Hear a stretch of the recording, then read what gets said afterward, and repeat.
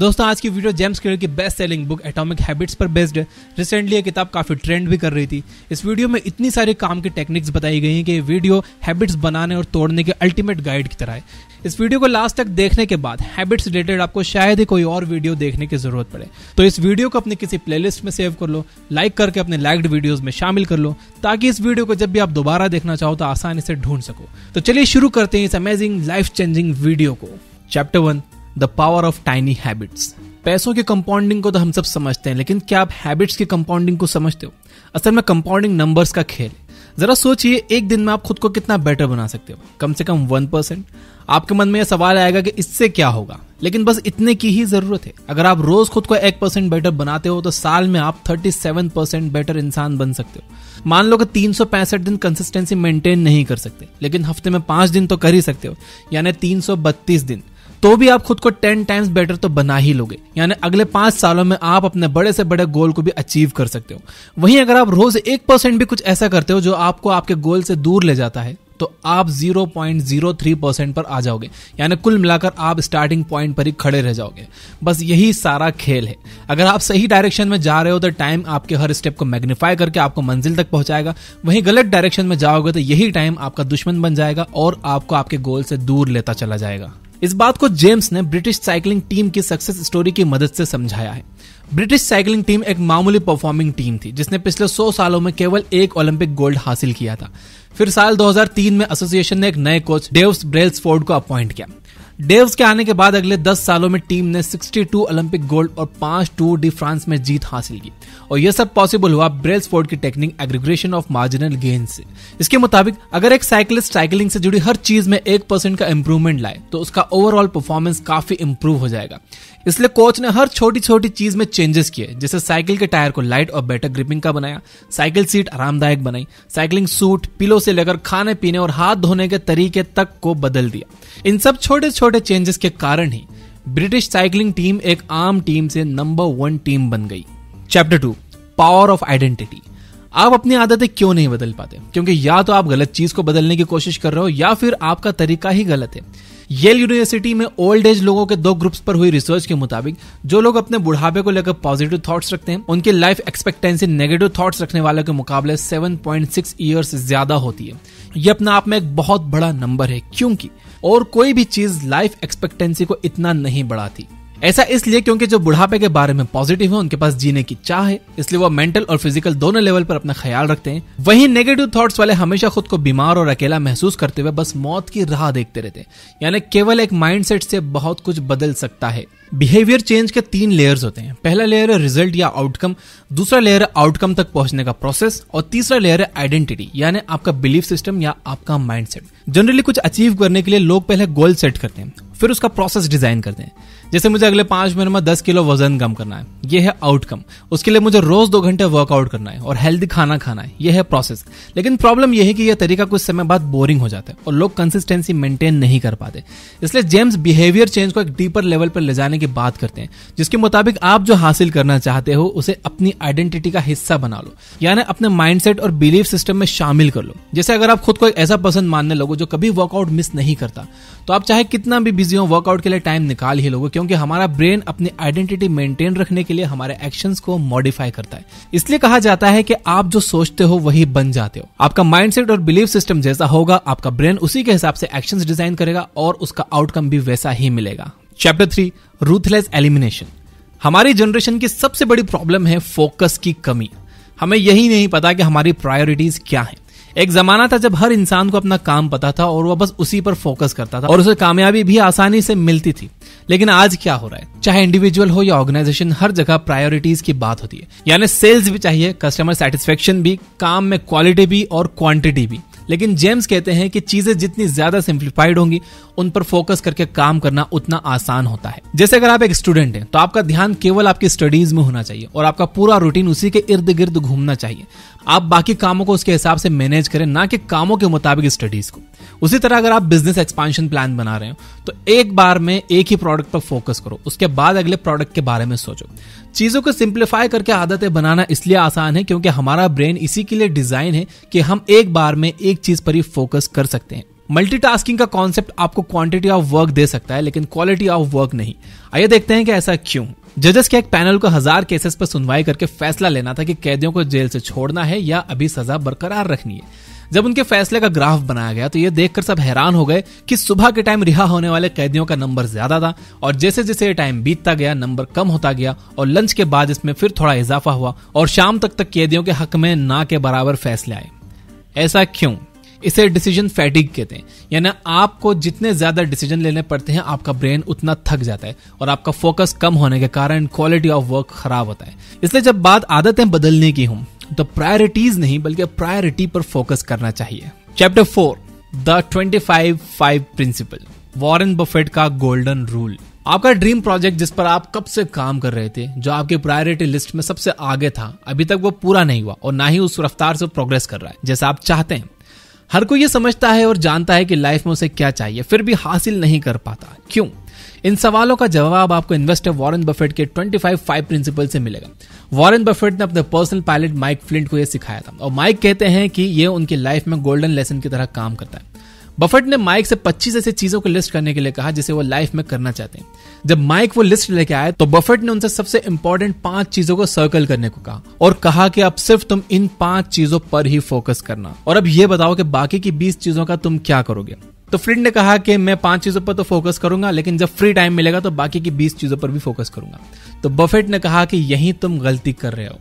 ये बाकी की जो 20 चीजें ये तुम्हारी avoid at any cost list में शामिल हो गई हैं। इन्हें तुम्हें कभी भी नहीं करना है। जब तक कि तुम ये 5 चीजें हासिल नहीं कर लेते तब तक तुम्हें उन 20 पर बिल्कुल भी ध्यान नहीं देना है। ये फॉर्मूला आप अपने शॉर्ट टर्म गोल्स पर भी अपना सकते हो, जो कि 1 दिन के हो सकते हैं, 1 हफ्ते के, 1 साल के, या फिर आप अपने लाइफ के गोल्स पर भी अपना सकते हो। हमारा ब्रेन कुछ इस तरह से डिजाइन है कि हम आसानी से उन गोल्स की तरफ डिस्ट्रैक्ट हो जाते हैं जो शॉर्ट टर्म के होते हैं और इंस्टेंट प्लेजर देते हैं। इसके कारण हम अपने मेन गोल पर फोकस नहीं बना पाते। जैसे कि कई बार होता है कि आपको पता है कि आपको अभी एक घर खरीदने की जरूरत है, लेकिन आप क्या करते हो? आप लोन से कार उठा लेते हो। आपको पता है कि आपको बिजनेस में पैसों की जरूरत है, लेकिन आप क्या करते हो? आपको एक मोबाइल फोन अट्रैक्टिव लगता है तो आप अपना पुराना जो कि चल रहा था अच्छा खासा, उसकी जगह एक नया फोन ले लेते हो। इसलिए जेम्स कहते हैं कि अगर आपको कुछ हासिल करना है तो हर सुबह उन चीजों की लिस्ट मत बनाओ जो आपको करना है, बल्कि उनकी बनाओ जो आपके काम में डिस्ट्रैक्शन बन सकते हैं ताकि आप उनसे दूरी बनाए रख सको। लाइफ में कोई भी 25 गोल्स हासिल नहीं कर सकता, लेकिन अगर वो 2-3 बड़े गोल्स हासिल कर ले तो भी सक्सेसफुल हो जाएगा। इसलिए ये सोचने के बजाय कि आप क्या कर सकते हो, आपको ये सोचना चाहिए कि आपको क्या करना चाहिए। Chapter 5 3 hours of habit forming. हम सबकी एक कमजोरी है कि हम बुरी आदतों को आसानी से पकड़ लेते हैं, जबकि अच्छी आदतों को बनाने में हमें काफी प्रॉब्लम्स आती हैं। हमारा ब्रेन उसके लिए तैयार ही नहीं होता, फिर चाहे एक के बाद एक नेटफ्लिक्स की वेब सीरीज के एपिसोड देखना हो या फिर डाइटिंग के बीच स्नैकिंग। इसके लिए ऑथर ने 3R प्रिंसिपल को फॉलो करने के लिए कहा है। 3Rs यानी रिमाइंडर, रूटीन और रिवॉर्ड। आपने शाम को टीवी ऑन किया और आपको भूख लग गई, ये रिमाइंडर है। आप उठे, मैगी बनाई, ये रूटीन है। और टीवी के साथ मैगी का मजा लिया, यह रिवॉर्ड है। जब रिवॉर्ड हमें प्लेजर देता है तो ब्रेन उसके रिमाइंडर को मेमोरी में फीड कर लेता है, जिससे अगली बार वही इंसिडेंट होता है तो ब्रेन उस रूटीन को दोहराने को कहता है। बुरी आदतों का रिवॉर्ड इंस्टेंट होता है, इसलिए उसे हम जल्दी अडॉप्ट कर लेते हैं। इसका मतलब यह है कि अगर आपको कोई बुरी आदत छोड़नी है तो आपको उसका रिमाइंडर बंद करना होगा। जैसे अगर शाम को टीवी ऑन करती है आपको स्नैकिंग का मन करता है, तो आप शाम में बोरियत को दूर करने के लिए किसी और तरीके का इस्तेमाल कर सकते हो, जैसे वॉकिंग, कोई हॉबी, दोस्तों के साथ आउटिंग। जब रिमाइंडर ही नहीं रहेगा तो रूटीन भी खत्म हो जाएगा। अगर खाना खाने के बाद पढ़ने बैठती है, आपको नींद आती है, तो आप वॉक करते करते वीडियो लेक्चर देख लो, आपकी हैबिट खुद बदल जाएगी। इसी तरह जब आपको किसी नई अच्छी आदत को रूटीन में शामिल करना है तो उसे खुद पर थोपने से बेहतर है कि आप उसे किसी ऑलरेडी एस्टैब्लिश्ड हैबिट से मिलाकर कॉकटेल हैबिट बना सकते हो, जिससे नई आदत सीखने में आसानी हो।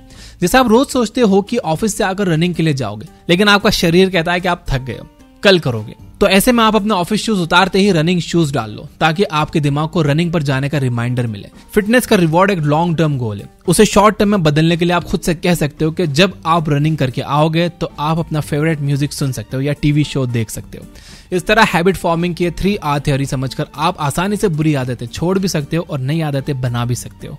Chapter 6 2 minute principle. किसी नई हैबिट को स्टार्ट करना इतना कठिन क्यों होता है? क्योंकि हम उसके एंड रिजल्ट पर फोकस करते हैं। जैसे अगर आपका एम मैराथन दौड़ने का है और आप पहले ही दिन जोश में आकर 10 किलोमीटर दौड़ने चले गए, तो हो सकता है कि आपको थकान हो जाए, बल्कि हो ही जाएगी, और आपके ब्रेन का न्यूरोलॉजिकल सिस्टम उसे एक नेगेटिव रिवॉर्ड की तरह ट्रीट करेगा, जिसके कारण जब भी आप दौड़ने के बारे में सोचोगे आपका ब्रेन ना करने के बहाने बनाने लगेगा। इसलिए ऑथर कहते हैं कि हैबिट्स को इतना सिंप्लीफाई कर दो कि वो 2 मिनट्स में हो जाए, यानी मैराथन रनिंग बन जाए रनिंग शूज पहनकर बस 10 मिनट की वॉक करना, 6 घंटे स्टडी बन जाए टेबल पर बैठो नोट्स ओपन करो, रीडिंग हैबिट बन जाए सोने से पहले बस एक पेज पढ़ना। किसी भी आदत को शुरू करने में सिर्फ 2 मिनट लगने चाहिए। जेम्स कहते हैं कि असली मोटिवेशन काम स्टार्ट करने से पहले नहीं बल्कि काम स्टार्ट करने के बाद आती है, क्योंकि अगर हम टाइम वर्सेस फ्रिक्शन ग्राफ देखें तो किसी भी काम को स्टार्ट करने में हमें सबसे ज्यादा फ्रिक्शन फेस करना पड़ता है, यानी अपने दिमाग से लड़ना पड़ता है। अगर हम उन शुरुआती 2 मिनट्स को आसान बना देंगे तो हमें आगे का काम करने के लिए मोटिवेशन मिलेगी और आगे का काम खुद ब खुद होता चला जाएगा। अगर आप सोच रहे हैं कि एक पेज पढ़ने से क्या होगा या नोट्स खोलने से क्या होगा, तो आप ये भी सोचो कि बिल्कुल ना पढ़ने से तो एक पेज पढ़ना अच्छा है, किताब ना खोलने से तो नोट्स खोलकर सिलेबस देखना ही बेहतर है। साइंस कहता है कि जो भी चीज 120 सेकंड या उससे कम की होती है वो ब्रेन में किसी रिचुअल की तरह फिट हो जाती है, और जब भी आप इस रिचुअल को करोगे तो आपको आगे का काम करने का जोश और मोटिवेशन खुद ब खुद मिल जाएगा। Chapter 7 pre commitment and implementation intention. Pre commitment term पहली बार Nobel prize winner Thomas Schelling ने दिया था। इसका मतलब है कि आप अपने आप को फ्यूचर में जैसा देखना चाहते हो उसके लिए आज ही कमिटमेंट करो। जैसे अगर आप चाहते हो कि आप सिर्फ हेल्दी खाना खाओ, तो जब सामान खरीदने जाओ तो ऐसा कुछ ना खरीदो जो आप नहीं चाहते हो कि आप खाओ। अगर आप कल जिम जाना चाहते हो तो आप खुद से कहो कि मैं कल 8 बजे ऑफिस से आकर ब्लैक लोवर और टी शर्ट में जिम जाऊंगा। आप अपनी कमिटमेंट को जितना ज्यादा स्पेसिफिक करोगे आपके सोचे हुए काम करने के चांसेस उतने ज्यादा होंगे। ये एक न्यूरोलॉजिकल प्रोसेस है कि हम किसी फ्यूचर हैपनिंग को जितने डिटेल में इमेजिन करते हैं वो हमारे दिमाग में उतने अच्छे से इनग्रेन्ड हो जाता है और हमारा ब्रेन उसे करने के लिए मजबूर सा फील करता है। प्री कमिटमेंट सेल्फ कंट्रोल और सेल्फ मैनेजमेंट का एक बहुत स्ट्रॉन्ग तरीका है। प्री कमिटमेंट से मिलता जुलता एक दूसरा साइकोलॉजिकल कॉन्सेप्ट है इंप्लीमेंटेशन इंटेंशंस। इस प्रिंसिपल को साइकोलॉजिस्ट पीटर गॉलविजर ने दिया था। बेसिकली ये एक इफ देन प्रिंसिपल है जिसमें आप अपने गोल ओरिएंटेड एक्शन को किसी पर्टिकुलर सिचुएशन के साथ टैग करते हो। हमारा न्यूरोलॉजिकल सिस्टम सिचुएशंस को आसानी से आइडेंटिफाई करता है और फिर उसके साथ टैग किए हुए एक्शन को करने के चांसेस बढ़ जाते हैं। जैसे आपका गोल सेविंग्स करने का है तो आपका इंप्लीमेंटेशन इंटेंशन होगा कि मैं जब भी वॉलेट निकालकर किसी को पे करूंगा तो डायरी में मैं उसे नोट करूंगा। इसी तरह आपका जो भी गोल हो उसे आप कुछ इस हिसाब से मॉडिफाई कीजिए कि जब भी एक्स सिचुएशन होगी तो मैं वाई काम करूंगा। लोग 2 कारणों से अपने गोल्स को हासिल नहीं कर पाते। पहला, उन्हें गोल सेट करने के बाद गोल ओरिएंटेड एक्शन को स्टार्ट करने में दिक्कत होती है, और दूसरा, काम स्टार्ट तो कर देते हैं लेकिन कुछ टाइम बाद ऑफ ट्रैक हो जाते हैं, यानी मेंटेनेंस में दिक्कत आती है। इंप्लीमेंटेशन इंटेंशंस की मदद से आप इन दोनों से खुद को बचा सकते हो, क्योंकि अगर आपने खुद को सिचुएशन के साथ टैग किया तो जब भी सिचुएशन आएगी आपका ब्रेन ऑटोमेटिक एक्शन स्टार्ट कर देगा, और क्योंकि आपने एक्शन को अच्छे से ब्रेन में स्पेसिफाई किया है इसलिए रास्ते से भटक भी नहीं पाओगे। चैप्टर 8 की स्टोन हैबिट्स। अगर हम ये सोचें कि हमें अपनी लाइफ में क्या क्या बदलना है तो अच्छी और बुरी आदतों की एक लंबी लिस्ट तैयार हो जाएगी, लेकिन अपने ऑलरेडी बिजी शेड्यूल में इतना कुछ फिट करना बहुत मुश्किल है। इसलिए ऑथर ने एक सॉल्यूशन निकाला जिसका नाम है की स्टोन हैबिट। जिस तरह से की स्टोन किसी भी आर्क का सबसे जरूरी पत्थर होता है जिस पर बाकी सारे पत्थर टिके होते हैं, उसी तरह की स्टोन हैबिट वह हैबिट है जिसे अपनी लाइफ का हिस्सा बनाने से आप अपनी लाइफ के बहुत से पार्ट्स को ठीक कर सकते हो। जैसे अगर आपने सुबह उठकर अपना बेड अरेंज करने की हैबिट बना ली तो आपको सुबह एक टास्क अकॉम्प्लिश करने का सेटिस्फेक्शन मिलेगा, आपके अंदर दिन के बाकी काम को पूरे करने का कॉन्फिडेंस आएगा, फोकस बढ़ेगा। रात को जब आप बेड पर जाओगे तो उस अरेंज्ड बेड को देखकर अच्छा महसूस होगा और नींद में भी हेल्प मिलेगी। यानी आपको फोकस और अच्छी नींद के लिए अलग से खुद को कुछ सिखाना नहीं पड़ा, वो आपके की स्टोन हैबिट के गुड इफेक्ट्स के तौर पर खुद आ गया। की स्टोन हैबिट्स के कुछ एग्जाम्पल्स हैं: एक्सरसाइज, मेडिटेशन, कुकिंग, डिक्लटरिंग। जब आप किसी भी की स्टोन हैबिट को फॉलो करोगे तो उसके साथ कई और बेनिफिट्स आपको खुद ब खुद मिल जाएंगे। बड़े बड़े सीईओज और इन्वेस्टर्स इन हैबिट्स का सहारा लेते हैं और अपने आप को गोल ओरिएंटेड ट्रैक पर रखते हैं। इसलिए की स्टोन हैबिट्स को मैं कहता हूं एक तीर से 100 शिकार। Chapter 9 environment design. अपने माहौल को हैबिट फ्रेंडली बनाओ। आपको फास्ट फूड खाना है, बस फोन निकालो, ऑर्डर करो। नॉन स्टॉप मूवीज देखकर टाइम वेस्ट करना है, बस लैपटॉप खोलो, नेटफ्लिक्स पर जितनी मर्जी लेटेस्ट मूवीज देखो। सब कुछ इतना आसान है कि लेजी से लेजी इंसान भी इसे आसानी से कर सकता है। लेकिन अगर फास्ट फूड खाने के लिए आपको उठकर रेस्टोरेंट तक जाना पड़ता या मूवी के लिए आपको सिनेमा हॉल तक जाना पड़े तो आप इतनी फ्रिक्वेंटली नहीं कर पाओगे, क्योंकि हमारा brain by default lazy behaviour को फॉलो करता है। लेकिन हम इस ब्रेन के लेजीनेस का भी फायदा उठा सकते हैं। यानी अगर आप चाहते हो कि कोई काम आप ना करो तो आप उसे अपने लिए कठिन बना दो, आपका ब्रेन खुद उसे छोड़ देगा। जैसे अगर आप स्मोकिंग क्विट करना चाहते हो तो सिगरेट खरीदना बंद कर दो, उसकी जगह च्युइंग गम रखो। आपके जेब में सिगरेट नहीं होगी तो आपके स्मोक करने के चांसेस भी कम हो जाएंगे। उसकी जगह आप खुद को च्युइंग गम ऑफर करो। इस प्रोसेस को एनवायरमेंट डिजाइन कहते हैं, जिसमें हम अपने ब्रेन के बाय डिफॉल्ट लेजी एक्शन की मदद से बुरी आदतों से छुटकारा पा सकते हैं। Chapter 10, the Seinfeld energy. James clear कहते हैं कि मास्टरी फॉलोज कंसिस्टेंसी, यानी वही लोग एक्सपर्ट बनते हैं जो अपने काम में कंसिस्टेंट रहते हैं। कंसिस्टेंसी को मेंटेन रखने के लिए ऑथर ने मशहूर कॉमेडियन सेनफील्ड की स्ट्रेटेजी का सहारा लेने को कहा है। एक बार सेनफील्ड से उभरते हुए कॉमेडियन ब्रैड आइजैक ने पूछा कि अच्छी परफॉर्मेंस के लिए आप नए कलाकारों को क्या मैसेज देना चाहते हैं। तो सेनफील्ड ने कहा कि अच्छी परफॉर्मेंस के लिए आपको अच्छे जोक्स की जरूरत पड़ेगी और अच्छे जोक्स के लिए आपको रोज जोक्स लिखने की आदत डालनी पड़ेगी।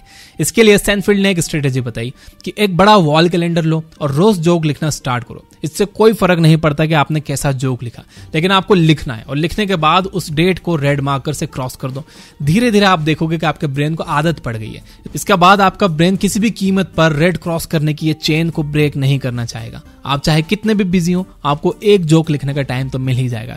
इस आइडिया से आप अपना कोई भी गोल अचीव कर सकते हो। जैसे आपको 100 पुशअप्स तक पहुंचना है तो रोज 5 पुशअप जरूर करो। ये काफी आसान है। आप क्या करते हो, अच्छे से लगा पाते हो या नहीं, इससे कोई फर्क नहीं पड़ता। बस आपको रोज कोशिश करनी है और कैलेंडर पर रेड मार्क करना है उस डेट पर। ऐसा करते हुए एक दिन आप 100 पुशअप्स के गोल तक जरूर पहुंच जाओगे। अगर आप शुरू में ही अपने लिए एक बड़ा गोल रख लोगे तो खुद को थका डालोगे और बीच में ही क्विट कर लोगे। इसलिए सेंट्रल आइडिया यह है कि डोंट ब्रेक द चेन।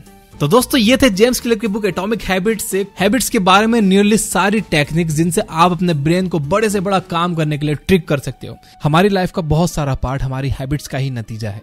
हम अपनी लाइफ का 40% हिस्सा हैबिचुअल चीजों को करने में लगाते हैं और केवल 60% के लिए ही कुछ सोचते हैं। इसलिए हमारी सक्सेस काफी हद तक हमारी आदतों पर डिपेंड करती है। इस वीडियो को बहुत शॉर्ट में अगर मैं समराइज करूं तो आदतें बदलने के लिए सबसे पहले आपको अपनी आदतों को सिंप्लीफाई करना है। उसके लिए छोटे छोटे स्टेप्स लेने हैं, कीस्टोन हैबिट सिलेक्ट करनी है, एनवायरमेंट को हैबिट फ्रेंडली बनाना है और कंसिस्टेंसी मेंटेन रखनी है। फिर आप जो चाहोगे वो चीज पॉसिबल हो जाएगी। आपका ब्रेन और टाइम दोनों आपके दोस्त होंगे। अगर वीडियो पसंद आया हो तो इसे लाइक जरूर करना। अगर आप चैनल पर पहली बार आए हो तो सब्सक्राइब जरूर करना और अगर आपने ऑलरेडी सब्सक्राइब किया हो तो चेक कर लेना कि बेल आइकन प्रेस है या नहीं, ताकि अगली वीडियो आए तो आपको सबसे पहले नोटिफिकेशन आ जाए। बिना एड्स के फ्री बुक समरीज हिंदी में सुनना है तो यह बुक ऐप डाउनलोड कर लो, डिस्क्रिप्शन में लिंक है। और वहां पर सुनने के लिए मैं आपको 2 बुक समरीज सजेस्ट करना चाहता हूँ। नंबर 1 है do breathe by Michael Townsend William. ये कुछ आधे घंटे की बुक समरी है और फ्री है। इसमें बताया गया है कि बहुत बेसिक आदतें जैसे सांस लेना, खाना और सोना, इनमें छोटे मोटे चेंजेस करके कैसे हम अपनी लाइफ में पॉजिटिव और परमानेंट चेंजेस ला सकते हैं। और दूसरी बुक है first things first by Stephen Covey. ये एक प्रीमियम बुक समरी है। आप प्रीमियम प्लान लेकर इसे अनलॉक कर सकते हो। इस समरी में बताया गया है कि एक हैप्पी लाइफ जीने के लिए आपकी लाइफ में क्या प्रायोरिटीज होनी चाहिए। आप इसकी मदद से अपनी लाइफ की प्रायोरिटीज समझ पाओगे और उन चीजों पर फोकस कर पाओगे जो एक खुशहाल जिंदगी जीने के लिए जरूरी है। तो ये बुक ऐप डाउनलोड करिए और दोनों बुक समरीज जरूर सुनिए। Finally, you guys are amazing. Keep reading, keep learning, keep growing. Thank you for watching.